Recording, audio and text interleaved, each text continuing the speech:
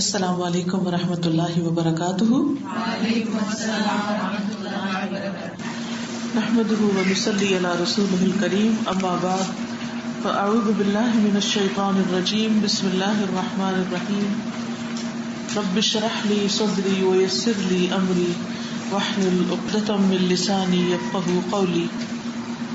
جو لوگ اللہ کی قدر پہچانتے ہیں، اس کی عظمت کو جانتے ہیں، اس کے مقام کو جانتے ہیں اور اس سے گہرا تعلق رکھتے ہیں، ان کی زندگی کا مقصد اس کو راضی کرنا ہوتا ہے۔ وہ ہر قیمت پر اپنے رب کو خوش کرنا چاہتے ہیں اور وہ اس سے محبت رکھتے ہیں۔ جب وہ اس سے محبت رکھتے ہیں تو وہ چاہتے ہیں کہ رب بھی ان سے محبت کرے۔ اسی طرح انسان کے دل میں یہ خواہش ہوتی ہے کہ وہ بندوں سے محبت کرے اور بندے بھی اس سے محبت کرے۔ جس طرح انسان کی ضرورت کھانا پینا ہوتی اور بہت سی چیزیں ہوتی، اسی طرح محبت بھی انسان کی ضرورت ہوتی۔ ایک بچہ جب پیدا ہوتا ہے تو اسے ماں کی محبت چاہیے ہوتی، پھر باپ کی محبت چاہیے ہوتی، پھر دوسرے لوگوں کی محبت اور شفقت چاہیے ہوتی۔ اگر ایک بچے کو صرف کھانا کھلا دیا جائے اور اس سے محبت نہ دی جائے تو اس کی اس طرح تربیت نہیں ہو سکتی جس طرح محبت کے ساتھ ہوتی۔ اور محبت کی یہ ضرورت صرف بچپن میں نہیں ہوتی، انسان جو بڑے ہو جاتا ہے اس وقت بھی ہوتی ہے اس کو۔ تو جو انسان کی آنکھیں کھلتی ہیں، ماں باپ سے آگے دائرہ بڑھتا ہے، خاندان کا، رشتہ داروں کا، دوستوں کا، اور پھر اس کا انٹریکشن ایک وقت میں آ کر دنیا کے باقی لوگوں کے ساتھ ہوتا ہے، جہاں خون کا رشتہ نہیں ہوتا، دوستی کا رشتہ نہیں ہوتا، لیکن ویسے تعلقات ہوتے ہیں، کام کی وجہ سے دیگر معاملات ہوتے ہیں۔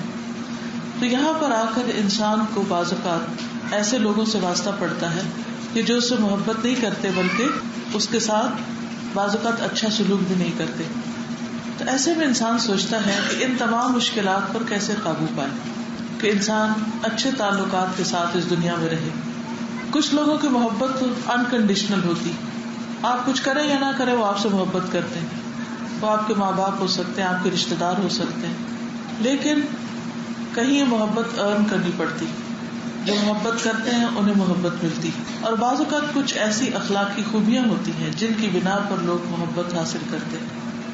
وہ کیا خوبیاں ہیں؟ اس کا ذکر ایک حدیث میں ملتا ہے۔ رسول اللہ صلی اللہ علیہ وسلم نے فرمایا، حدیث آپ کے سامنے رکھوں گی۔ الزهد الحقيقي عن أبي العباس سهل بن سعد الساعدي رضي الله عنه قال: جاء رجل إلى النبي صلى الله عليه وسلم فقال: يا رسول الله، دلني على عمل إذا عملته أحبني الله وأحبني الناس، فقال: ازهد في الدنيا يحبك الله، وازهد فيما عند الناس يحبك الناس۔ ابو العباس سہل بن سعد ساعدی بیان کرتے ہیں کہ ایک آدمی نے نبی صلی اللہ علیہ وسلم کی خدمت میں حاضر ہو کر عرض کیا، اے اللہ کے رسول صلی اللہ علیہ وسلم، مجھے ایسا عمل بتائیے کہ جب میں وہ کروں تو اللہ مجھ سے محبت کرے۔ ایسا کام بتا دیجئے کہ میں وہ کروں تو اللہ تعالیٰ مجھ سے محبت کرے اور لوگ بھی مجھ سے محبت کریں۔ آپ سب کا دل بھی یہی چاہتا ہوگا، تو اس کا جواب کیا ہے؟ آپ صلی اللہ علیہ وسلم نے فرمایا، دنیا سے بے رغبت ہو جاؤ، دنیا کا لالچ نہ رکھو، اللہ تم سے محبت کرے گا، اور لوگوں کے پاس جو کچھ ہے اس سے بے نیاز ہو جاؤ، یعنی لوگوں کے مال سے بھی اور لوگوں کے پاس جو بھی کچھ ہے اس کا لالچ نہ رکھو، لوگ تم سے محبت کریں گے۔ تو اللہ سبحانہ وتعالی اور لوگوں کی محبت حاصل کرنے کا بہترین طریقہ رسول اللہ صلی اللہ علیہ وسلم نے ہمیں سکھا دیا۔ ایک اور روایت میں آتا ہے، ابراہیم بن ادہم کہتے ہیں کہ ایک آدمی نے نبی صلی اللہ علیہ وسلم کی خدمت میں حاضر ہو کر عرض کیا، اے اللہ کے رسول صلی اللہ علیہ وسلم، مجھے ایسا عمل بتا دیجیے کہ جب میں کروں تو اللہ مجھ سے محبت کرے۔ اور لوگ بھی مجھ سے محبت کریں. آپ نے فرمایا وہ عمل جس کی وجہ سے اللہ تم سے محبت کرے گا وہ دنیا سے زہد اختیار کرنا ہے، اور وہ عمل جس کی وجہ سے لوگ تم سے محبت کریں گے وہ یہ ہے کہ دنیا کا سامان جو تمہارے ہاتھ میں ہے وہ ان کی طرف ڈال دو. یعنی جو تمہارے پاس ہے وہ دینے والے بن جاؤ، نہیں لینے سے زیادہ دینے والے بن جاؤ، تو بندے تم سے محبت کریں گے. یہاں آپ دیکھتے ہیں کہ اس شخص کا سوال بہت بڑا سوال تھا اور زندگی کا ایک بہت بڑا راز، ایک بہت بڑی حقیقت، ایک بہت بڑی سچائی کو پانے والا تھا. کیونکہ بہت سے لوگ اس بات کی کمپلین کرتے ہوئے ملتے ہیں کہ لوگ ان سے محبت نہیں کرتے، لوگ ان کی کیئر نہیں کرتے. خاندانی مسائل کو بھی آپ دیکھیے تو عموماً سسرال سے کیا شکایت ہوتی، یا شوہر سے کیا ہوتی، یا بعض اوقات رشتے داروں سے کیا ہوتی، ہمسایوں سے کیا ہوتی، کولیگز سے کیا ہوتی. یہ شکایت کس طرح ختم ہو؟ کیا صرف ڈیمانڈ کرنے سے، لوگوں سے مطالبہ کرنے سے، یا لوگوں کو کنونس کرنے سے، یا لوگوں کو اپنی خوبیاں بتانے سے کہ میں کون اور کیا ہوں تو تم لوگ میری کیئر کرو اور مجھ سے محبت کرو. ان باتوں کی بنا پر محبت کبھی نہیں ملتی. آپ جو کچھ بھی ہو وہ اپنے لیے ہے. آپ کو محبت اس وقت ملے گی جب آپ اپنی ذات سے زیادہ دوسروں کی کیئر کرنے والے ہوں گے. آپ لینے کے بجائے دینے والے ہوں گے اور آپ کے دل میں دنیا کا لالچ نہیں ہوگا، بلکہ اس کے برعکس دنیا سے زہد ہوگا. زہد کیا چیز ہوتی؟ زہد ہوتی بے رغبتی. دنیا سے بے رغبتی یعنی دنیا سے صرف اتنی چیز لینا جتنی انسان کی ضرورت ہو، اور پھر وہ لے جو اسے آخرت میں فائدہ دے. یہ ہے اصل زہد. یعنی انسان دنیا سے جو کچھ بھی حاصل کرے وہ اس لیے کرے کہ یہ بھی اس کی آخرت میں فائدہ مند ہو. اور اسی طرح ایک اور لفظ بھی استعمال ہوتا ہے اور وہ ہے ورع. ورع کہتے ہیں دنیا کا وہ کام جو دین میں نقصان دہ ہے اس کو چھوڑ دینا.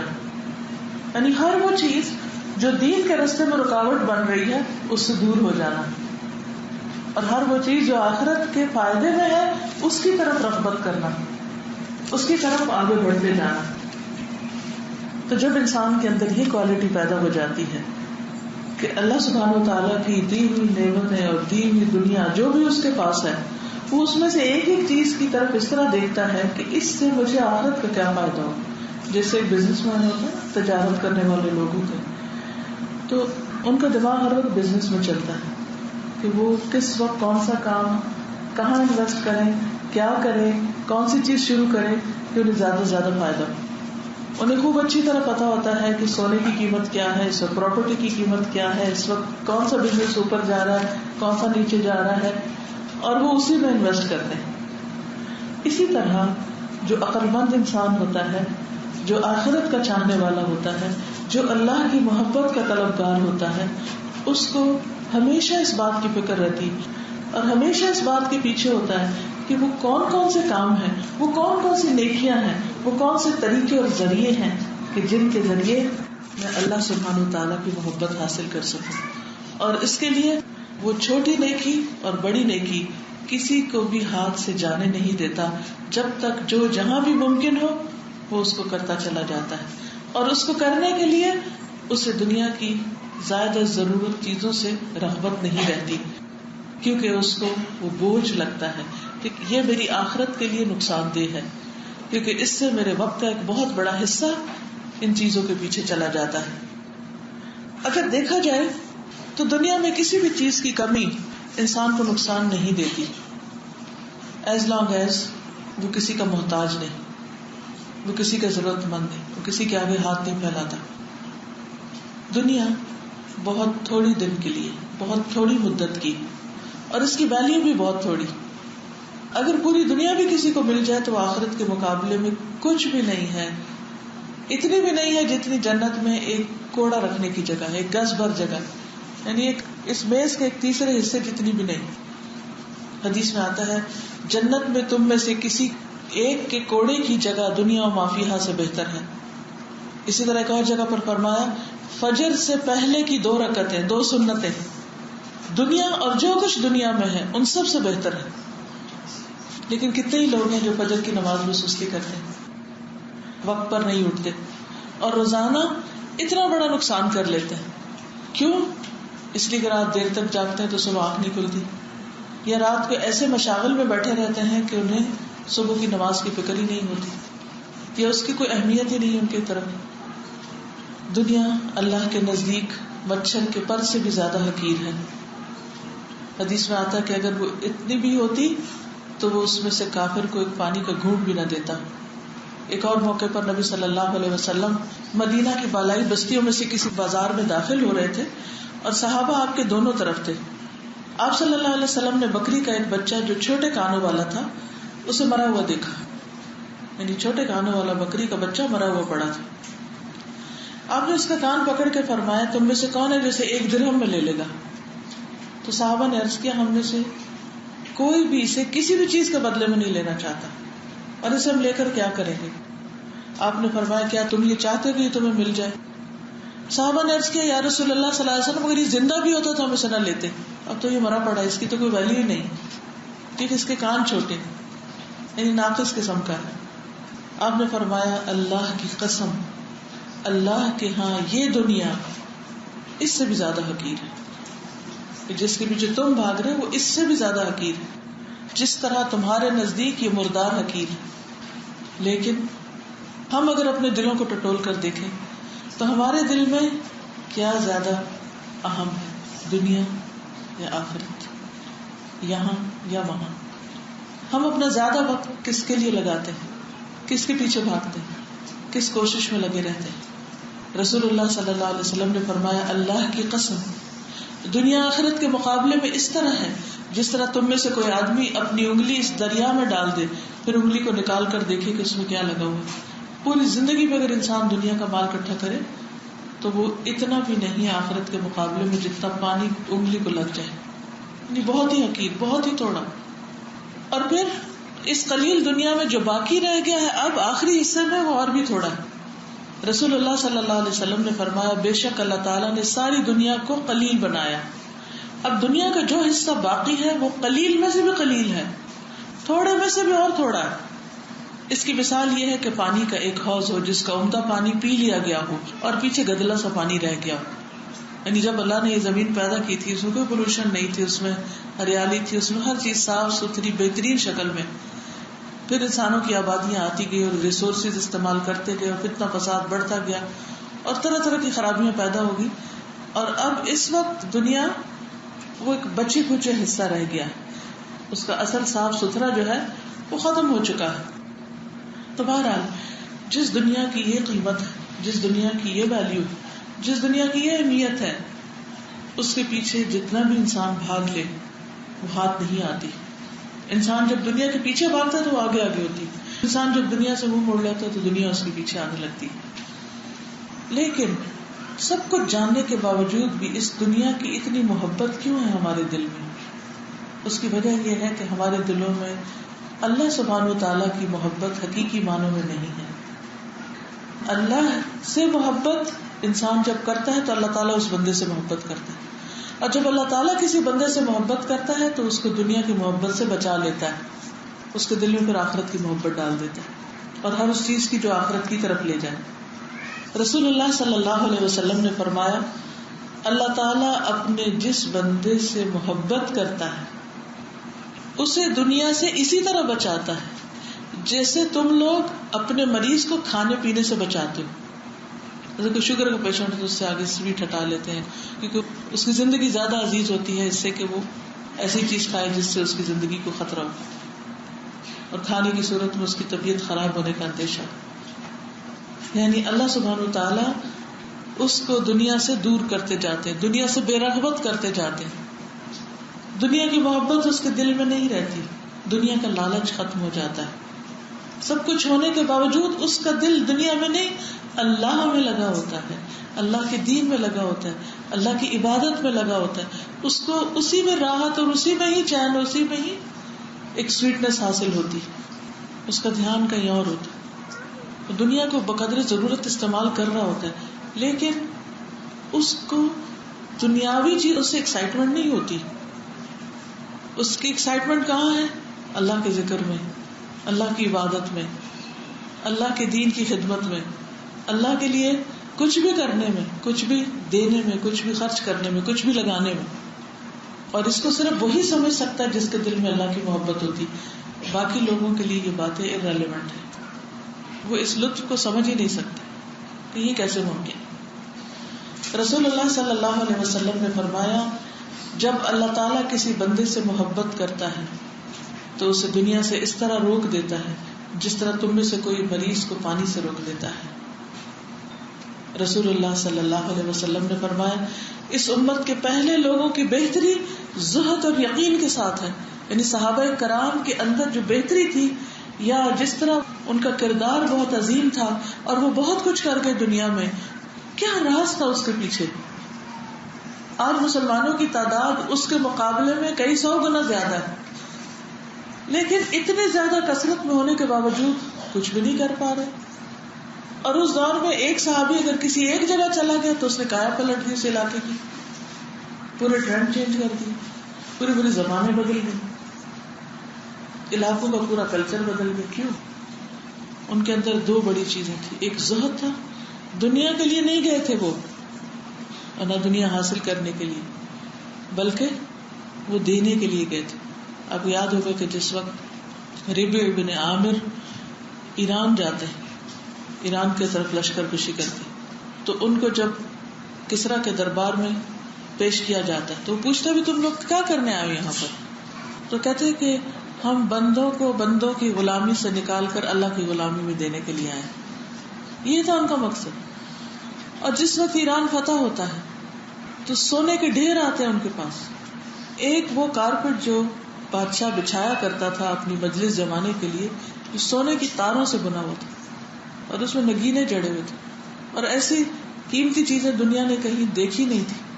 کس طرح اس کو لپیٹ کے سمیٹ کے اس کے ٹکڑے کر کے مدینہ میں بھیجا گیا تھا. جب وہ وہاں پہنچا تو حضرت عمر رونے لگ گئے تھے، کہنے لگے کہ مجھے تمہارے فقر و فاقہ کا خوف نہیں ہے، مجھے خوف ہے کہ یہ دنیا جب تمہارے پاس آ جائے گی تو پھر تمہارا حال کیا ہوگا. پھر تم اس میں مشغول ہو جاؤ گے، تم اپنا اصل کام بھول جاؤ گے. اور یہ حقیقت ہے، آج اگر ہم اپنی اصل ذمہ داری بھولے ہوئے تو اسی وجہ سے کہ ہماری محبتوں کے معیار بدل گئے. ہماری محبت ان چیزوں میں چلی گئی ہے کہ جو ہمیں آخرت میں فائدہ دینے والی نہیں ہے. ہم ایک ایک چیز جمع کر رہے ہیں، اس کے نتیجے میں ہمارے پاس وقت نہیں بچتا کہ ہم صحیح سے ڈھنگ سے نماز ادا کر سکیں. ہمارے پاس مال نہیں بچتا کہ ہم صدقہ کر سکیں. ہمارے پاس ٹائم نہیں کہ ہم رشتے داروں کا خیال رکھ سکیں. ہم بہت سے اپنے فرائض سے صرف اس لیے غافل ہو گئے کہ دنیا کی محبت دلوں پہ چھا گئی. تو آپ نے فرمایا اس امت کے پہلے لوگوں کی بہتری زہد اور یقین کے ساتھ ہے، اور اس امت کے آخری لوگ بخیلی اور آرزوؤں کی وجہ سے ہلاک ہوں گے. لمبی لمبی تمنائیں اور خواہشات اس کی وجہ سے ہلاک ہوں گے. پھر اسی طرح یہ ہے کہ دنیا کی زیب و زینت جتنی بھی بڑھاتے جائیں اس کی کوئی حد نہیں. ابو امامہ کہتے ہیں صحابہ کرام نے ایک روز رسول اللہ صلی اللہ علیہ وسلم کے سامنے دنیا کا تذکرہ کیا تو آپ نے فرمایا کیا تم سنتے نہیں کہ سادگی ایمان کا حصہ ہے، سادگی ایمان کی دلیل ہے، ترک زینت ایمان کی دلیل ہے. یعنی خشک اور سادہ زندگی گزارنا، دنیا کی بہت راحتیں اور آرام اور عیش و عشرت کو چھوڑ کر ایک سمپل لائف اختیار کرنا، یہ ایمان کی علامت ہے. حضرت علی کہتے ہیں کہ دنیا پیٹ پھیر کے جانے والی، چھوڑ دینے والی، بے وفا ہے، اور آخرت آنے والی.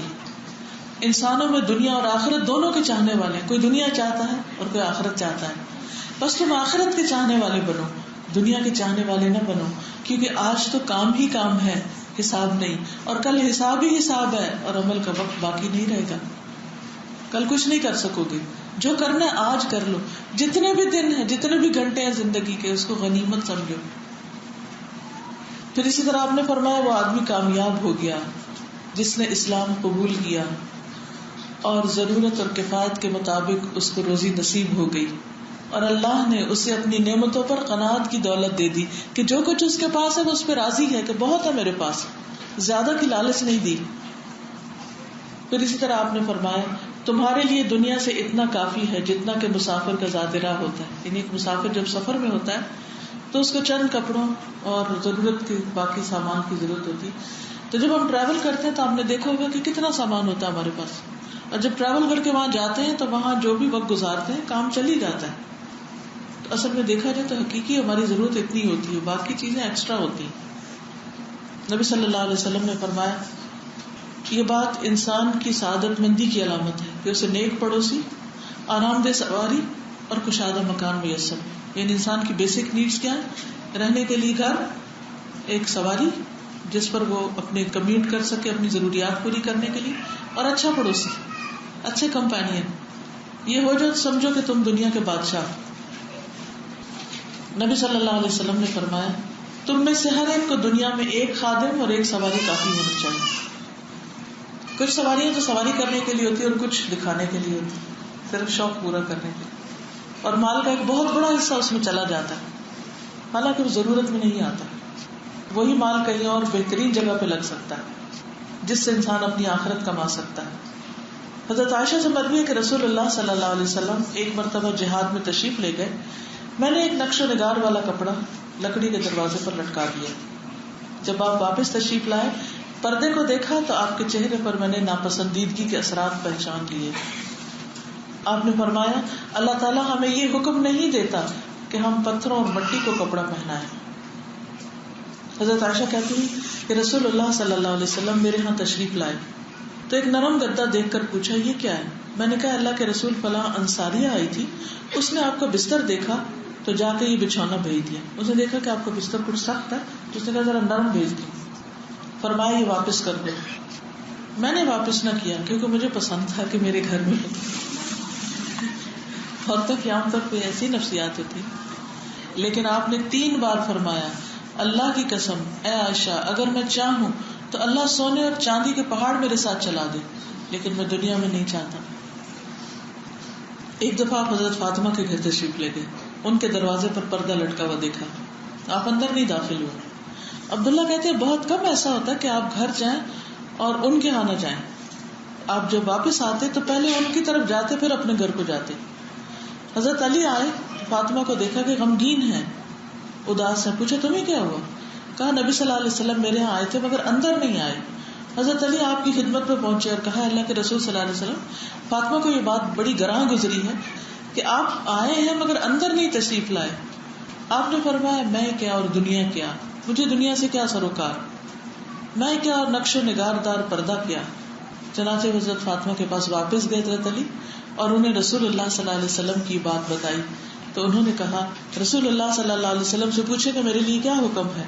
آپ نے فرمایا اسے کہو کہ اسے فلاں کے پاس بھیج دے، اپنے گھر میں نہیں رکھے. اسی طرح یہ ہے کہ سجاوٹ کی جتنی چیزیں ہیں ان پر کوئی اجر نہیں، کوئی ثواب نہیں. نبی صلی اللہ علیہ وسلم نے فرمایا مسلمان کو ہر اس چیز پر ثواب ملتا ہے جسے وہ خرچ کرتا ہے مگر اس عمارت میں خرچ کرنے کا ثواب نہیں ملتا. یعنی محض ڈیکوریشنز میں اس کو کوئی اجر ثواب نہیں ملتا. پھر غیر ضروری چیزوں کا وبال. آپ نے فرمایا ہر تعمیر اپنے مالک کے لیے باعث وبال ہے مگر وہ جس کے بغیر چارہ نہ ہو. یعنی وہ ضرورت ہو کہ رہنے کو گھر چاہیے یا بستر چاہیے یا اور ضروری برتن چاہیے، باقی جو ایکسٹرا چیزیں وہ وبال ہیں. دنیا میں بھی وبال ہوتی ہے کہ ان سب کی کلیننگ کرو، سنبھالو، رکھو، اٹھاؤ ادھر سے ادھر، اور آخرت کے لیے بھی وہ باعث وبال ہو جاتی ہے کیونکہ ان میں مصروف ہو کے انسان کے اعمال میں لازماً کمی ہوتی. رسول اللہ صلی اللہ علیہ وسلم نے بستر کا ذکر کیا تو فرمایا ایک بستر آدمی کا، ایک بیوی کا، تیسرا مہمان کا، چوتھا شیطان کا. اور ہر شخص کو پتا ہے اس کے گھر میں کتنے مہمان آتے ہیں اور بستر کتنے استعمال ہوتے ہیں. بعض بستر صرف رکھے ہی رہتے ہیں، کبھی بھی استعمال نہیں ہوتے. پھر اسی طرح ناز و نام سے دور رہنا. نبی صلی اللہ علیہ وسلم نے فرمایا ناز و نعم کی زندگی سے بچو کیونکہ اللہ کے بندے ناز و نعم کی زندگی نہیں گزارتے، یعنی بہت لگژریس زندگی نہیں گزارتے. آپ نے فرمایا ریشم و دیبا کے کپڑے مت پہنو، یعنی مردوں کو خاص طور پر. نہ سونے چاندی کے برتن میں کھاؤ، نہ ان کی پلیٹوں میں کچھ کھاؤ، کیونکہ یہ چیزیں کفار کے لیے ہیں دنیا میں اور ہمارے لیے آخرت میں ہے، وہاں ان کے لیے نہیں ہے. پھر اسی طرح آپ نے فرمایا جو شخص اللہ کی خاطر تواضع اختیار کرے، دکھاوے کے لیے نہیں کہ لوگوں کے سامنے درویش بنا رہے، اللہ کی خاطر تواضع اختیار کرے، عمدہ کپڑے پہننے کی قدرت رکھنے کے باوجود، یعنی you can afford precious clothes, expensive clothes، لیکن اس کے باوجود وہ ضرورت کا سادہ لباس پہنے، اللہ تعالیٰ اسے قیامت کے دن ساری مخلوق کے سامنے بلا کر یہ اختیار دے گا کہ وہ ایمان کے جوڑوں میں سے جسے چاہے پسند کر لے. بعض لوگ کے یہاں زہد کے معنی میں غلط فہمی پائی جاتی ہے. زہد کا معنی کیا ہے کہ ایسی چیزوں کو چھوڑنا جو آخرت میں فائدہ نہ دے. اس کا یہ مطلب نہیں ہے کہ وہ اچھے کپڑے نہ پہنے, کوئی مہنگی گاڑی نہ لے یا اچھا گھر نہ رکھے, یہ نہیں مطلب. جو چیز آخرت میں فائدہ دے رہی ہے اگر وہ مہنگی بھی ہے تو وہ زہد میں شامل ہوتی. لیکن اگر دکھاوے کے لیے اور محض اپنی ایک شان آن بان قائم کرنے کے لیے تو پھر نہیں.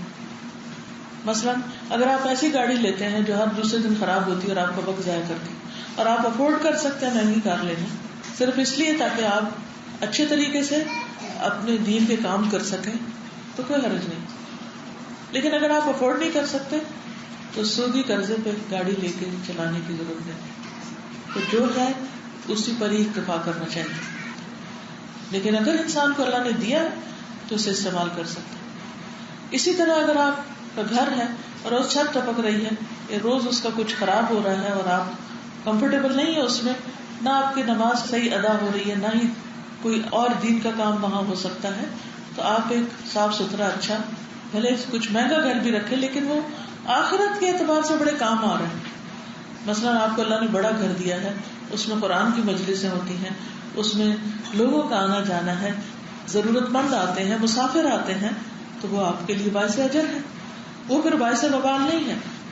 ہاں آپ نہ کسی کو اندر پاؤں رکھنے دیتے ہیں, نہ آپ کسی کو کسی طرح ویلکم کرتے ہیں, نہ وہاں کوئی دین کی بات ہوتی ہے, اور صرف شو پیس سے بھرا ہوا ہے, صرف دکھاوے کا ہے, صرف ایک ڈسپلے سینٹر ہے, تو پھر وہ گھر باعث وبال ہے. تو ہر شخص یہ دیکھے کہ اس نے اس کو کس لحاظ سے فرینڈلی بنا رکھا ہے. پیپل فرینڈلی ہے, دین فرینڈلی ہے, عبادت فرینڈلی ہے, یا پھر صرف ڈیکوریشن فرینڈلی ہے. پھر اسی طرح یہ ہے کہ کھانے کے معاملے میں انسان وہ کھائے جس سے انسان کو طاقت حاصل ہو, غذائیت ہو. وہ نہیں کہ جو صرف زبان کے لیے ایک لذت ہو, یہ صرف ایک اس لیے کہ اللہ نے دیا ہے تو ہر روز ایک نیا ریسٹورینٹ ٹرائی کرے. نہیں, ٹھیک ہے اللہ نے حرام نہیں کی زینت کی چیزیں, لیکن یہ بھی حلال نہیں ہے کہ انسان صرف کھانے کا بندہ بن جائے اور اس کی اول و آخر ساری فکر یہی ہو کہ وہ کھاتا رہے.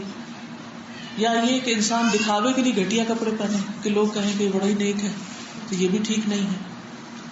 تو اس لیے کبھی بھی کسی بھی چیز کی صرف ظاہری جو رکھ رکھاؤ ہے, اس کی جو سرفیس ویلیو, اس پہ نہیں جائیں. کیوں؟ اس لیے کہ اصل چیز نیت ہے, کہ کس نیت کے ساتھ کس چیز کو اختیار کیا گیا اور کہاں استعمال ہو رہا ہے اور کیوں لیا گیا. مثلا جابر بن عبداللہ کہتے ہیں کہ رسول اللہ صلی اللہ علیہ وسلم ہمارے یہاں تشریف لائے. آپ نے ایک آدمی کو دیکھا کہ اس کے بال بکھرے ہوئے. آپ نے فرمایا کہ ایسے کوئی چیز نہیں ملتی کہ اس سے اپنے بالوں کو سنوار لے. اور آپ نے ایک دوسرے آدمی کو دیکھا جس کے کپڑے میلے تھے. آپ نے فرمایا ایسے کوئی چیز نہیں ملتی کہ اپنے کپڑے دھو لے. تو زہد یہ نہیں ہے کہ گندا بندہ رہے انسان, صاف کپڑے نہ پہنے, یا یہ کہ اپنے بالوں کو کنگھی نہ کرے, یا ایک معقول حلیے میں نہ رہے. یہ زہد نہیں ہے. کیونکہ ہمارے یہاں اللہ والا ہونے کا مطلب کیا ہے؟ گندے بال, گندا جسم, اسمیل آ رہی ہو, پھٹے پرانے کپڑے ہوں, کیونکہ ہمیں دنیا سے کوئی رغبت نہیں. نبی صلی اللہ علیہ وسلم سے ہمیشہ خوشبو آتی تھی. آپ بہترین قسم کا پرفیوم یعنی عطر استعمال کرتے تھے, اور آپ کے کپڑوں میں کبھی کوئی داغ دھبا نہیں ہوتا تھا. انتہائی صفائی پسند ہے. لیکن یہ نہیں کہ بہت قیمتی اور شاہانہ لباس ہر وقت پہنتے تھے, جو بھی ملتا لیکن وہ ایک معقول ڈریس ہوتا تھا. پھر اسی طرح اللہ سبحانہ وتعالیٰ کو یہ بھی پسند ہے کہ جو نعمتیں اس نے بندے کو دی ہیں ان کا اثر بندے پہ نظر آئے, یعنی بندہ ان کو استعمال کرے, ان کو صرف رکھ نہ چھوڑے, بخل نہ کرے. پھر اسی طرح اگر پسند کا کھانا آپ کے سامنے آئے تو اس کو کھا لے, صرف اس لیے نہیں چھوڑے کہ ہائے لوگ کہیں کہ اچھا یہ بھی کھا لیتا ہے, یہ بھی کھا لیتا ہے, اس طرح تو لوگ مجھے زاہد نہیں سمجھیں گے. اس نیت سے اگر چھوڑا تو کوئی ثواب نہیں. نبی صلی اللہ علیہ وسلم ایک دعوت میں شریک تھے, آپ کی خدمت میں دستی کا گوشت پیش کیا گیا. آپ کو یہ بہت پسند تھا, تو آپ صلی اللہ علیہ وسلم نے دستی کی ہڈی کا گوشت دانتوں سے نکال کے کھایا. اتنے اچھے سے مزے سے کھایا, اس کو خوب انجوائے کیا. تو بعض اوقات ہم جھوٹا تکلف کرتے ہیں, ہمارا دل ہوتا ہے کوئی چیز کھا لیں, لیکن ہم اس لیے ڈر کے مارے نہیں کھاتے کہ اچھا لوگ کیا کہیں گے, یہ اچھا یہ کھا رہے ہیں. تو جو کام لوگوں کے لیے چھوڑا جائے یا لوگوں کے لیے نہ کیا جائے اس کا کوئی ثواب نہیں, کیونکہ اللہ نے حلال چیز منع نہیں کی. کلوا واشربوا ولا تسرفوا, کھاؤ اور پیو، اسراف نہ کرو، حد سے نہ بڑھو. حضرت انس کہتے ہیں کہ ایک مرتبہ میں ایک پیالے میں کدو لے کر نبی صلی اللہ علیہ وسلم کی خدمت میں حاضر ہوا. آپ کو کدو بہت پسند تھا، اس لیے آپ اسے اپنی انگلیوں سے تلاش کرنے لگے، اسے چن چن کے کھا رہے تھے. یعنی باقی بھی سالن تھا لیکن اسے پسند کا نکال کے کھا رہے تھے. تو اپنی پسند کا کھانے میں کوئی حرج نہیں ہے، اللہ کو آپ کی صحت کے لیے نقصان دہ نہ ہو. انس کہتے ہیں کہ میری والدہ ام سلیم نے میرے ہاتھ کھجوروں کا ٹوکرا نبی صلی اللہ علیہ وسلم کی خدمت میں بھیجا. آپ گھر پہ نہ ملے، آپ قریب ہی اپنے ایک آزاد کردہ غلام کے یہاں تشریف لے گئے تھے. اس نے آپ کو دعوت دی تھی تو آپ اس کے گھر گئے ہوئے تھے وہاں کھانے کے لیے، اور اس نے آپ کے لیے کھانا تیار کیا تھا. دیکھیے کہ غلام تھا وہ آپ کا. میں خدمت میں حاضر ہوا، آپ کھانا کھا رہے تھے. آپ نے مجھے بھی اپنے ساتھ کھانا کھانے کی دعوت دی. ان صاحب نے گوشت میں کدو ڈال کر سرید بنا رکھا تھا. میں نے دیکھا کہ آپ کو کدو اچھا لگتا ہے تو میں اس کدو کے ٹکڑے برتن کے اطراف میں جمع کر کے آپ کے قریب کرنے لگا. یعنی وہ جب پہلے دیکھا نا کہ پسند ہے تو اگلی دفعہ انہوں نے چن چن کے پاس کر دیا. جب ہم لوگوں نے کھانا کھا لیا تو آپ صلی اللہ علیہ وسلم گھر تشریف لے گئے. میں نے کھجوروں کا ٹوکرا آپ کے سامنے رکھ دیا. آپ نے کھجوریں کھانی اور تقسیم کرنی شروع کر دی حتیٰ کہ ختم کر کے فارغ ہو کے، یعنی خود بھی کھا لی اور سب کو بھی دے دی، سب کام تمام کر دیا. جو چیز منع ہے وہ اسراف ہے. اسراف کیا ہے؟ اپنی وسعت سے بڑھ کے خرچ کرنا. یعنی آپ کے پاس پیسے کوئی نہیں ہے، قرضہ اٹھا اٹھا کے آپ عیش و عشرت کر رہے ہیں. دس از رانگ. آپ دیکھیں کتنے ہی لوگ ہوتے ہیں جو صرف نمائشی زندگی بسر کرنے کے لیے سود میں بال بال جکڑے ہوئے ہوتے ہیں. ہر چیز لون پہ، ہر چیز قرضے سے. کیا ہے؟ خواہشات ہے. گھر ایسا ہونا چاہیے، فرنیچر ایسا ہونا چاہیے، گاڑی ایسی ہونی چاہیے، کراکری ایسی ہونی چاہیے، اور اس کے لیے جیب میں کچھ نہیں، پاس کچھ نہیں، صرف سودی قرضہ لے کر اس پر سب کچھ بنا کے اپنے آپ کو وہ ظاہر کر رہے ہیں جو وہ حقیقت میں ہے نہیں. کس قدر دھوکہ ہے، کس قدر فریب ہے. تو ان چیزوں سے بچنے کی ضرورت ہے. ابن عباس کہتے ہیں، نبی صلی اللہ علیہ وسلم کی حدیث میں ابن عباس کہتے ہیں جو تمہارا جی چاہے کھاؤ، جو جی چاہے پہنو، مگر دو باتوں سے ضرور بچو، اسراف اور تکبر. تو سوال کیا تھا اس شخص کا کہ کیا کروں کہ اللہ کی محبت ملے اور کیا کروں کہ بندوں کی محبت ملے. تو اسے بتایا گیا کہ دنیا کے بارے میں اپنا نقطہ نظر ٹھیک کر لو. اگر تم دنیا سے بے رغبت ہو جاؤ گے، دکھاوے کی زندگی نہیں بسر کرو گے، اسراف نہیں کرو گے، تکبر نہیں کرو گے، اپنے آپ کو بڑی چیز نہیں سمجھو گے، تو اللہ تعالیٰ تم سے محبت کرے. اللہ تعالیٰ اس بندے سے زیادہ محبت کرتا ہے جو اللہ تعالیٰ کے سامنے زیادہ عاجزی اختیار کرتا ہے، زیادہ سجدے کرتا ہے، زیادہ اللہ کی عبادت میں مصروف ہوتا ہے، زیادہ اللہ کا بندہ بن کے رہتا ہے. پھر جب بندہ اللہ کی عبادت زیادہ کرتا ہے، بندہ سب سے زیادہ قریب سجدے میں ہوتا ہے، سجدہ کر کر کے قریب ہوتا چلا جاتا ہے، تو پھر بندہ اس مقام پہ پہنچ جاتا ہے کہ اللہ تعالیٰ بندے سے محبت کرتا ہے. جب اللہ تعالیٰ بندے سے محبت کرتا ہے تو اللہ تعالیٰ جبریل کو بلاتے ہیں، میں فلاں بندے سے محبت کرتا تم بھی کرو. پھر جبریل محبت کرتے، پھر وہ آسمان والوں میں آواز لگاتے ہیں، سب کو بتاتے ہیں کہ اللہ تعالیٰ فلاں بندے سے محبت کرتے، اے آسمان والوں تم سب اس سے محبت کرو. پھر اللہ تعالیٰ وہ محبت دنیا میں اتار دیتے ہیں. اس کے بعد وہ زمین میں بھی محبوب بن جاتا ہے. لیکن بندوں کا محبوب کیسے بنتا ہے اور اللہ کا محبوب کیسے بنتا ہے؟ جب بندہ وہ کام کرتا ہے جو اللہ کی پسند کے ہیں، اپنی ذاتی پسند کے نہیں. کیونکہ بہت دفعہ ہم کیا کرتے ہیں، اپنی پرسنل پریفرنس پہ جاتے ہیں. مجھے یہ اچھا لگتا ہے، مجھے یہ اچھا نہیں لگتا. بھائی اس کو مت دیکھو تمہیں کیا اچھا لگتا ہے، یہ دیکھو اللہ کو اچھا لگتا ہے. اگر اللہ کو اچھا لگتا ہے کر ڈالو، کیونکہ اللہ کی عبادت کر رہے ہیں نا، اپنے نفس کی تھوڑی کر رہے ہیں.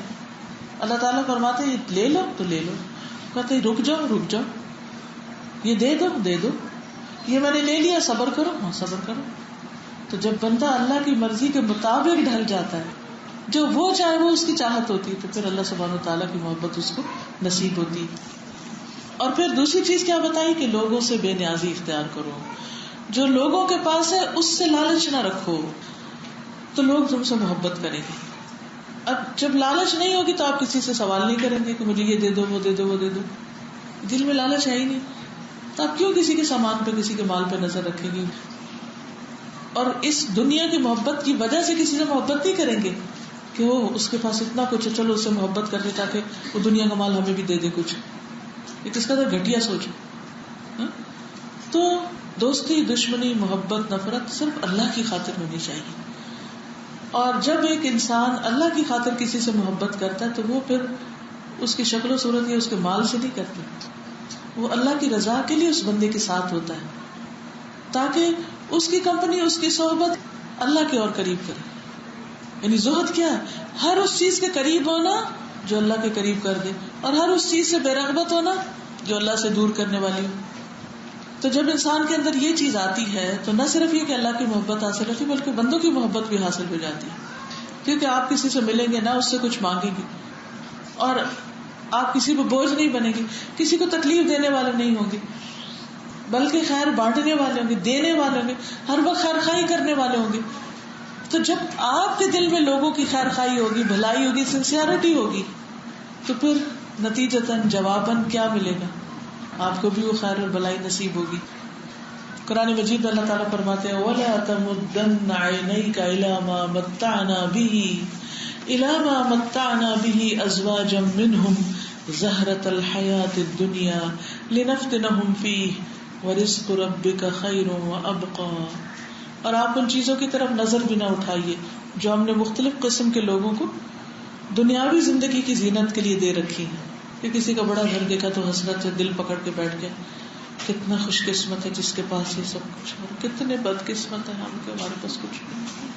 یہ شکل اللہ کو نہیں پسند کہ دنیا کی خاطر روتے رہے کہ ہمارے پاس یہ بھی نہیں، یہ بھی نہیں، یہ بھی نہیں، ہر وقت کمپلینٹس. بلکہ اللہ کو کیا پسند ہے کہ اللہ تیرا شکر ہے کہ ہم کبھی بھوکے نہیں سکتے، تیرا شکر ہے تو نے ٹھکانہ دی، تیرا شکر ہے تو نے ضرورت کا سب سامان دیا. تو جب ایک بندے کے اندر یہ خوشی سما جاتی ہے کہ میرے پاس بہت ہے میری ضرورت کا، تو اللہ تعالیٰ ایسے بندے سے محبت کرتا ہے. لیکن جب بندہ دنیا والوں کے ساتھ کمپیئر کرنے لگتا ہے تو دنیا والوں کی نگاہ میں بھی ذلیل ہوتا ہے اور اللہ کی نگاہ میں. آپ تھوڑی دیر کے لیے سوچیے کسی کے بارے میں بھی، اگر آپ کو کسی کے بارے میں 100% یقین ہو جائے کہ وہ آپ کی دنیا سے محبت کرتا ہے، آپ سے نہیں، آپ کے پیسے سے کرتا ہے، آپ کے اسٹیٹس سے کرتا ہے، آپ کی چیزوں سے کرتا ہے، اس بندے کی آپ کے دل میں کیا قدر ہوگی؟ یعنی وہ آپ کے دین کی وجہ سے نہیں، آپ کے اخلاق کی وجہ سے نہیں، آپ کے دین کے کام میں مددگار ہونے کی وجہ سے نہیں، مال کی وجہ سے. تو آپ کبھی بھی پلٹ کے ایسے بندے سے محبت نہیں کریں گے. لیکن جب کوئی شخص آپ سے اللہ کی خاطر محبت کرتا ہے، اس کو دنیا میں کوئی لین دین سروکار نہیں، تو آپ کے دل میں اللہ تعالیٰ اس کی محبت ڈال دیتا ہے. حضرت سلیمان کے پاس کیا کچھ تھا؟ آپ جانتے ہیں دنیا کی ایک بہت بڑی بادشاہت ان کے پاس. جب ملکہ بلقیس نے ان کو تحفے بھیجے تو انہوں نے کیا کہا؟ انہوں نے کہا کیا تم مال سے میری مدد کرتے، مال دے کے مجھے خوش کرنا چاہتے ہو؟ جو کچھ اللہ نے مجھے دیا اس سے بہتر ہے، تم اپنے تحفے پہ خود ہی خوش ہوتے رہو. بل انتم بہدیتکم تفرحون، بلکہ تم ہی اپنے تحفے پہ خوش ہوتے ہو. مجھے مال نہیں چاہیے تم سے، مجھے تم سے اللہ کی اطاعت چاہیے. اللہ تعالی علیہ واتونی مسلمین، مجھے تمہارا اسلام چاہیے، تمہارا مال نہیں چاہیے. پھر اسی طرح دنیا کی چیزوں پر تعجب نہیں ہونا چاہیے، واہ یہ کتنا خوبصورت ہے، یہ کتنا اچھا ہے، یہ تو بہت ہی اچھا ہے، یہ وہ میرے پاس، یہ کسی چیز پہ دل رکے نہ، اور کی لالچ. ایک دفعہ حضور صلی اللہ علیہ وسلم نے دوما کے سردار کو کیدر کی طرف ایک لشکر بھیجا. اس نے رسول اللہ صلی اللہ علیہ وسلم کے لیے ایک جبہ دیباج کا جو سونے سے بنا ہوا تھا وہ بھیجا، بہت ہی قیمتی ڈریس، سونے کی تاروں سے بنا. رسول اللہ صلی اللہ علیہ وسلم نے اس کو پہنا اور ممبر پر کھڑے ہوئے. اس وقت سونا حرام نہیں ہوگا، اور بیٹھ گئے. آپ نے گفتگو نہیں فرمائی، سر اچھا سا لباس پہن کے آ کے بیٹھ گئے صحابہ کے بیچ میں. پھر آپ نیچے اتر آئے، کچھ بھی نہیں کہا، آئے بیٹھے پھر اتر گئے. جب اترے تو لوگ آپ کے کپڑے کو ہاتھ سے چھو کے دیکھنے لگے، کیونکہ پہلی دفعہ اتنا خوبصورت کپڑا دیکھا. آپ نے فرمایا تم لوگ اس پہ تعجب کر رہے ہو، بہت اچھا لگ رہا تھا، بہت ایکسائٹیڈ ہو. سعد بن معاذ کے رومال جنت میں اس سے بہتر ہے. فوراً نگاہ پھیر دی، مت دیکھو اس کو، جنت کی چیزوں کو دیکھو، جنت کی طرف رغبت کرو. تو جب کبھی دنیا کی تھوڑی سی بھی لالچ آنے لگے تو فوراً سوچو کہ جنت اس سے کہیں بہتر ہے. اور اگر آج دنیا میں اللہ نے نہیں دیا تو ہمیں اتنا راضی کرنا چاہیے اللہ کو کہ کل سب کچھ مل جائے جو ہمیشہ کے لیے. والآخرۃ خیر وابقیٰ. حضرت عائشہ کہتی ہیں کہ ہمارے پاس ایک پردہ تھا، کرٹن تھا، جس پر کسی پرندے کی تصویر بنی ہوئی تھی. جب کوئی آدمی گھر میں داخل ہوتا سب سے پہلے ادھر دیکھتا. تو نبی صلی اللہ علیہ وسلم نے مجھ سے فرمایا اس کو بدل دو. میں جب بھی گھر آتا ہوں اس وقت میری نظر پڑتی ہے تو مجھے دنیا یاد آ جاتی ہے. جیسے لوگ گھروں میں تصویریں لٹکا کے رکھتے ہیں تو ان کو دیکھ کے کیا یاد آتا ہے. تو اسی طرح پرندے بھی ہوں تو ان کو دیکھ کے دنیا یاد آتی. تو ایسی چیزیں لگانی چاہیے جن کو دیکھ کر اللہ یاد آئے, آخرت یاد آئے. پھر اسی طرح کھانے پینے کی چیزوں کا بھی لالچ نہیں ہونا چاہیے کہ اچھا اب یہی پکایا, یہی رہ گیا تھا, یہ نہیں اچھا, وہ نہیں اچھا. پھر اسی طرح لوگوں سے مانگنا نہیں چاہیے, اشارہ بھی نہیں کرنا چاہیے کہ فلاں چیز میری بہت اچھی لگتی, اور اس نیت سے کہ دوسرا اس کو دے دے. مثلا کسی کا پین دیکھے تو آپ کو یہ تو بہت ہی اچھا پین ہے, اب یہ کیا ہے, دوسرا کہے کہ شاید اس کو ہی پین چاہیے. اسی طرح اگر کسی کی گھڑی دیکھیں یا کوئی کپڑا دیکھیں تو آپ اس کی تعریف شروع کر دیں. اس طرح کی باتیں کرنا, دوسروں کی چیزیں مانگ لینا ان سے, یہ دے دیں وہ دے دیں, یہ دلوں سے محبت ختم کرتا ہے. ابن عباس کہتے ہیں نبی صلی اللہ علیہ وسلم نے فرمایا لوگوں سے بے نیاز ہو جاؤ اگرچہ مسواک کی لکڑی کیوں نہ ہو. سبحان اللہ. لوگوں سے بے نیاز ہو جاؤ اگرچہ مسواک کی لکڑی ہی کیوں نہ ہو, یعنی وہ بھی نہ مانگو. شدید بھوک میں بھی لوگوں سے مانگنے سے بچنا. ابو ہریرہ کہتے ہیں کہ میں شدید بھوک کی وجہ سے زمین پر پیٹ کے بل لیٹ جاتا تھا, یعنی اتنے کریمپس پڑتے تھے پیٹ میں, کبھی پیٹ پہ پتھر باندھ لیتا تھا کیونکہ ان کو کوئی آمدنی کا ذریعہ نہیں تھا. ایک دن میں اس راستے پہ بیٹھ گیا جس سے صحابہ گزرتے تھے. ابو بکر گزرے, میں نے انہیں کتاب اللہ کی ایک آیت کے بارے میں پوچھا, اور میرے پوچھنے کا مقصد یہ تھا کہ مجھے کچھ کھلا دیں, مگر وہ چلے گئے, کچھ نہیں کیا. پھر عمر گزرے, میں نے ان سے بھی ایک آیت کے بارے میں پوچھا, پوچھنے کا مقصد کیا تھا کہ مجھے کچھ کھلا دیں, یعنی میری حالت کو دیکھیں کچھ سمجھ جائیں. وہ بھی گزر گئے, کچھ نہیں کہا.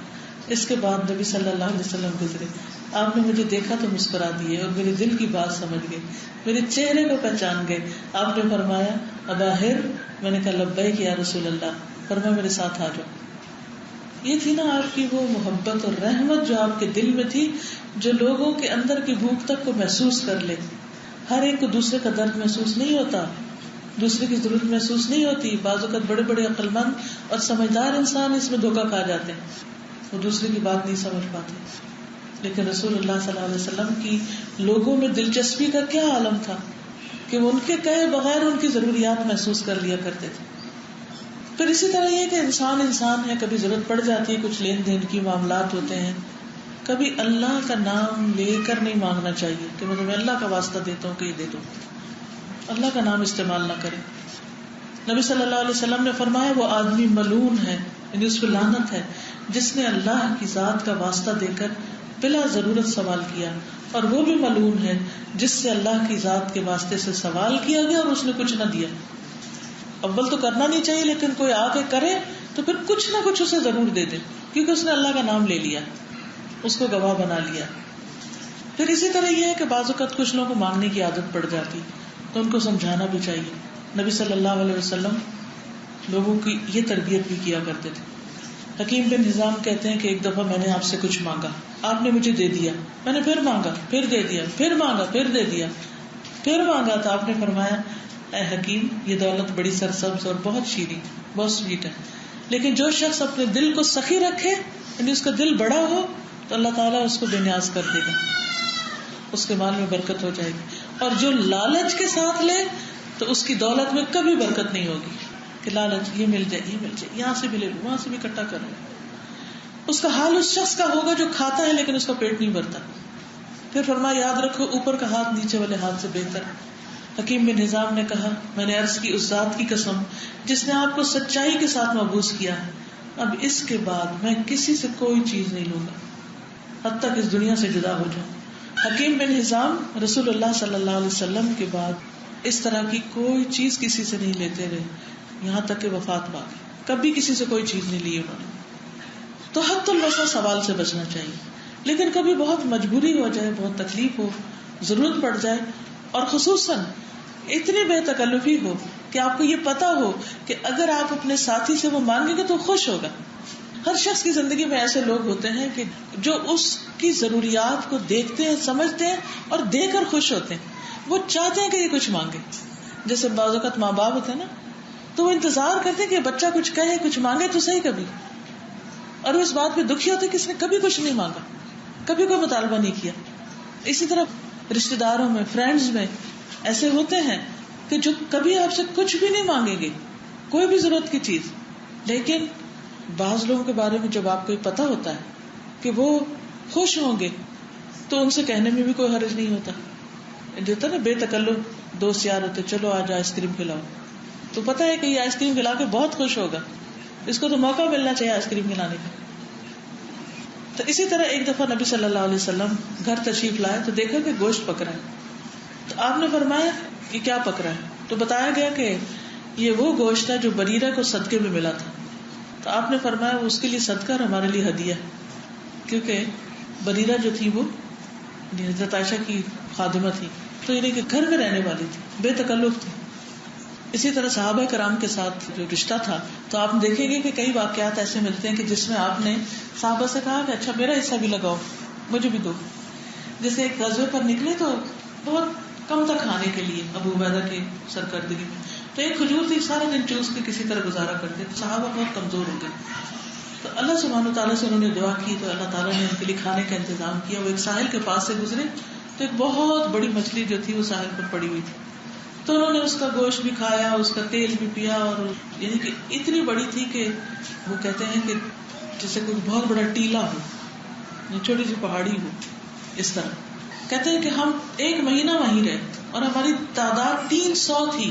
ہم کھاتے رہے یہاں تک کہ ہم فربا ہو گئے.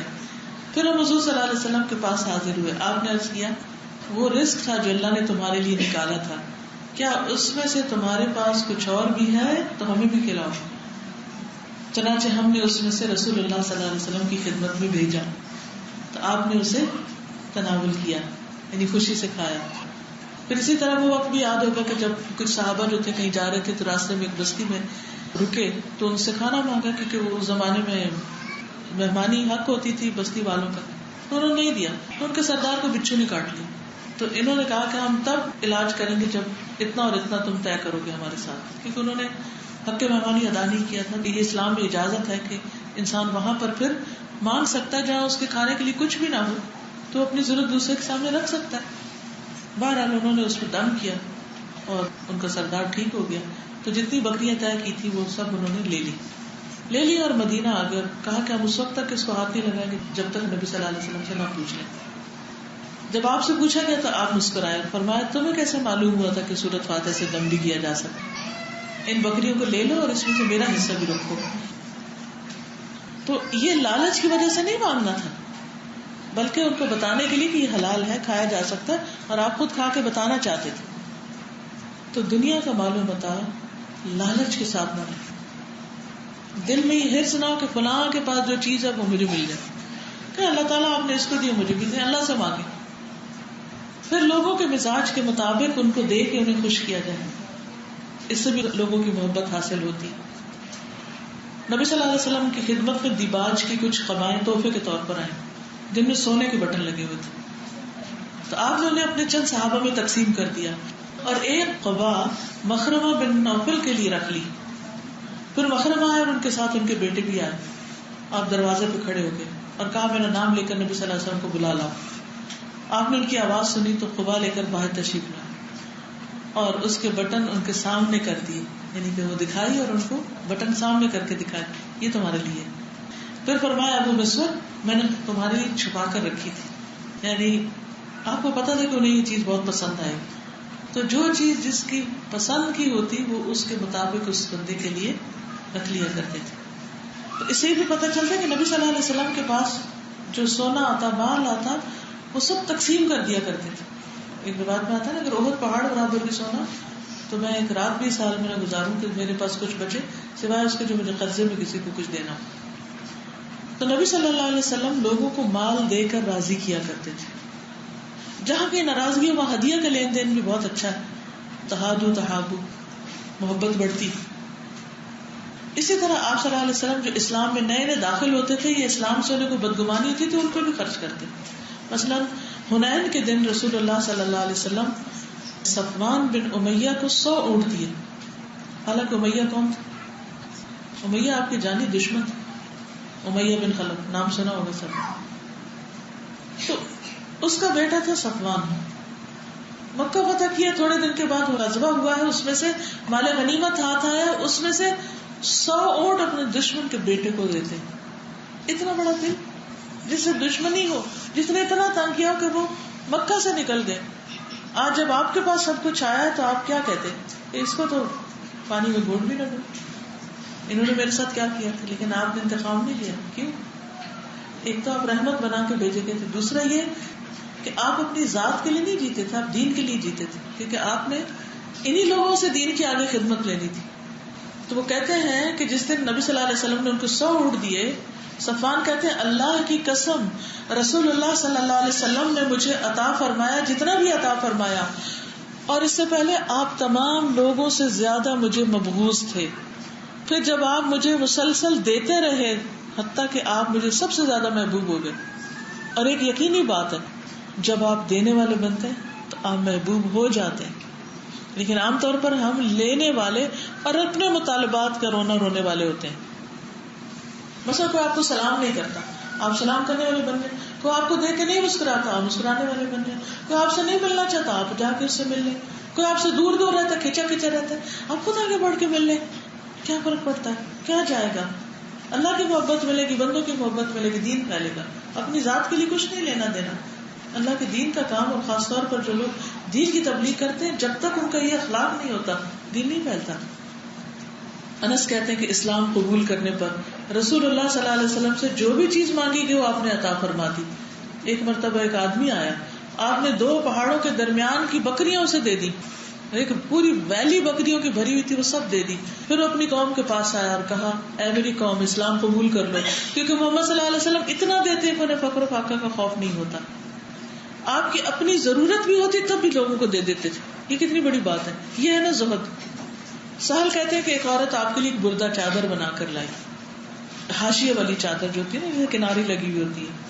اس نے عرض کیا یا رسول اللہ صلی اللہ علیہ وسلم میں نے اسے اپنے ہاتھ سے بنا، خاص آپ کے لیے بنا کہ آپ کو پہناؤں. نبی صلی اللہ علیہ وسلم نے اس کو لے لیا اور آپ کو اس کی ضرورت بھی تھی. پھر آپ ہمارے پاس تشریف لائے تو چادر آپ کا اظہار تھی. لوگوں میں سے ایک شخص نے عرض کیا یا رسول اللہ یہ چادر مجھے دے دے. اس کو پسند آ گئی. آپ نے فرمایا لے لو. نبی صلی اللہ علیہ وسلم مجلس میں کچھ دیر بیٹھنے کے بعد وہاں سے اٹھے اور اندر تشریف لے گئے اور جا کر اس چادر کو اتار کے طے کر کے اس کے پاس بھیج دیا. تو لوگوں نے کہا یہ تو انہیں اچھا نہیں کیا، نبی صلی اللہ علیہ وسلم کو اس کی ضرورت تھی، تم نے کیوں مانگا؟ تمہیں پتہ نہیں کہ نبی صلی اللہ علیہ وسلم کسی سائل کو رد نہیں کرتے. اس نے جواب دیا اللہ کی قسم میں نے تو صرف اس لیے مانگی کہ جب میں مر جاؤں تو میرا کفن بن جائے. سہل کہتے ہیں کہ پھر وہ شخص جب فوت ہوا تو وہی کفن اس کو ملا.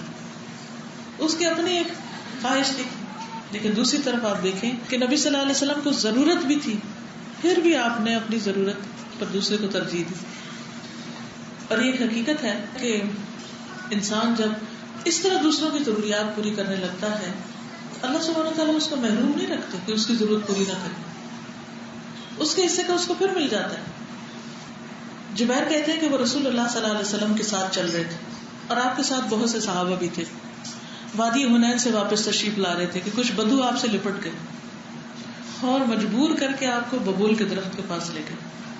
وہاں آپ کی چادر مبارک کانٹوں میں الجھ گئی. آپ وہاں سے اٹھ کھڑے اور فرمایا مجھے میری چادر دے دو. اگر میرے پاس درختوں کے کانٹوں جتنے اونٹ بکریاں ہو تو میں وہ بھی تقسیم کر دوں. تم مجھے بخیل نہیں پاؤ گے، مجھے جھوٹا اور بزدل نہیں پاؤ گے. یعنی وہ کیا چاہتے تھے کہ آپ ہمیں بھی کچھ دیں. تو اس لیے انہوں نے گھیر کے، جسے وہ بعض اوقات آپ نے دیکھا ہوگا کہ جو چیریٹی کا مال تقسیم ہوتا ہے تو پھر کیا ہوتا ہے، لوگ ایک دم یلغار کر دیتے ہیں. نبی صلی اللہ علیہ وسلم نے اپنے مرض الوفات میں وہ سونا خرچ کر دیا جو حضرت عائشہ کے پاس تھا. نبی صلی اللہ علیہ وسلم نے نہیں رکھوایا ہوا تھا. آپ نے پوچھا عائشہ سونے کا کیا ہوا؟ کہا کہ آپ کی بیماری نے مجھے مشغول کر دیا. وہ کہتی کہ 7 یا 9 دینار تھے، وہ انہیں لے کر آئی. آپ اپنے ہاتھ سے پلٹنے لگے اور فرمانے لگے محمد اللہ سے کس گمان کے ساتھ ملے گا جبکہ اس کے پاس یہ دینار موجود ہو. یعنی مجھے اس کو دے دینا چاہیے تھا پہلے. نجاشی نے آپ کے لیے بہت قیمتی ہدیے بھیجے تھے جس میں ایک نگینے والی انگوٹھی بھی تھی سونے کی. تو حضرت عائشہ کہتی ہے کہ رسول اللہ صلی اللہ علیہ وسلم نے اس کو ہاتھ بھی نہیں لگایا، اسے لکڑی سے تھاما اور پھر اسے اپنی بیٹی کی بیٹی نواسی امامہ بنت بلاس کو بلایا اور فرمایا بیٹا تم یہ پہن لو، کیونکہ مردوں کے لیے سونا حرام ہے اور آپ نے اپنے لیے وہ چیز نہیں رکھی. تو اس حدیث سے کیا پتہ چلتا ہے کہ انسان کو اللہ کی محبت حاصل کرنے کے لیے دنیا کی محبت اپنے دل سے نکالنی ہوگی، دنیا کے لالچ کو دور کرنا ہوگا، اور بندوں کی محبت کے لیے ضروری ہے کہ بندوں کو انسان دینے والا بن جائے، اور جو شخص ایسا کرے گا وہ دنیا اور آخرت کی بھلائیاں پائے گا۔ اللہ تعالیٰ سے دعا ہے کہ اللہ ہمیں عمل کی توفیق عطا فرمائے۔ وآخر دعوانا ان الحمد للہ رب العالمین۔ سبحانک اللہم وبحمدک، اشہد ان لا الہ الا انت، استغفرک واتوب الیک۔ السلام علیکم ورحمۃ اللہ وبرکاتہ۔